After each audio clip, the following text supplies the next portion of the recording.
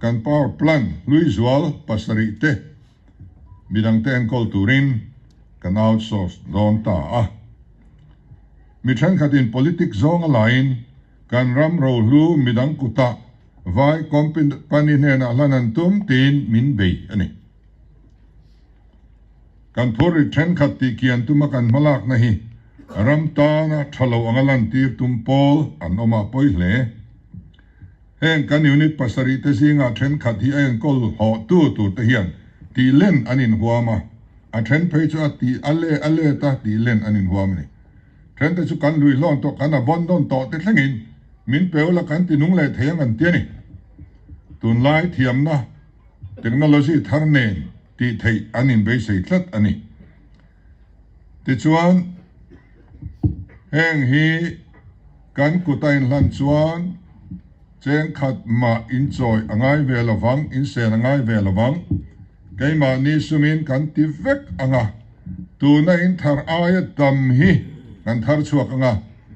a free a tu da in don aya tam tai hi a free kan pe don bok chuwa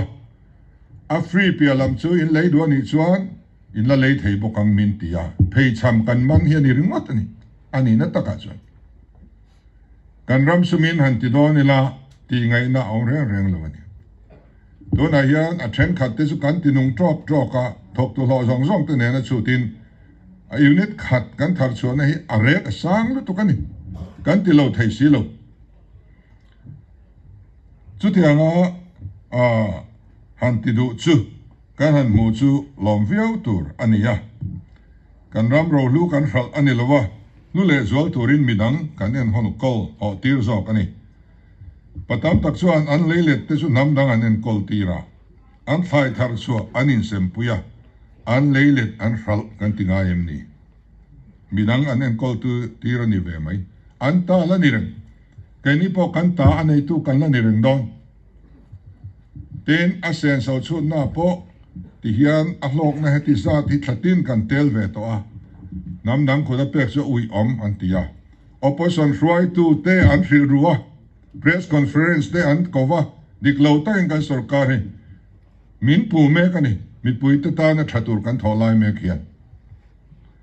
en tinan in saknan cheng noi za isenga isa zo ta isak zo chuan thatin cheng sing khat join ilwa ho tir ta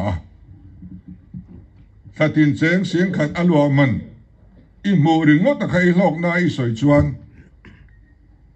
i lok khopang asak na na cheng noi za i sen kha i soi tel lo chuan adik lo ti chuan midang an lo kala i in hi karon ti len sakang chenga hei aya thale ro pui hian ka sakang chenga thatin cheng sing khat lek alwa man idon hi sing ni sing thum a free in idong don nia a sen so katum ve kang ron ti ta sila tu nge du lo omang i chuang che chu ni so wang chuanin ta ati ra kan lo sen so ve to na kum tam tak chuang kan sen so te chut tel du lo wa voinia thok tu te lo le maintenance ta na kan la tho kan la sen so reng te lok to si lo le to lu tuk de to si te hetiang kong alo in hong ta hi chu van nei kan in ti em zo ka kha mi pui hian min riat pui ula ka dua til hi thu in chu hi kan nei le thina apoi khop mai hi chu dot so ya te kan in pu ngot zel maya fil fiale soi fiale hi angai fo mai thina